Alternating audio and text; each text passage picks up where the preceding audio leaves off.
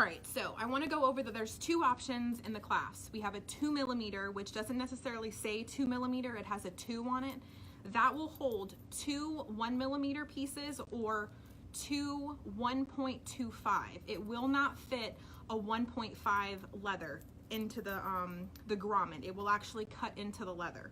So if you're using 1.5, you can use the 4mm. You'll have a little bit more play than the 2mm piece will go. It's a little thicker.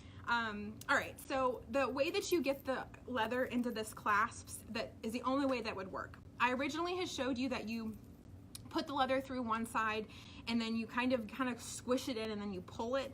It doesn't work that way. What you want to do is take flat pliers, and you want to flatten out the ends on both sides of your bracelets. So whatever you're doing, you want to account for at least 2 inches of extra on the ends of your bracelets, because some of you guys replace the macrame knots.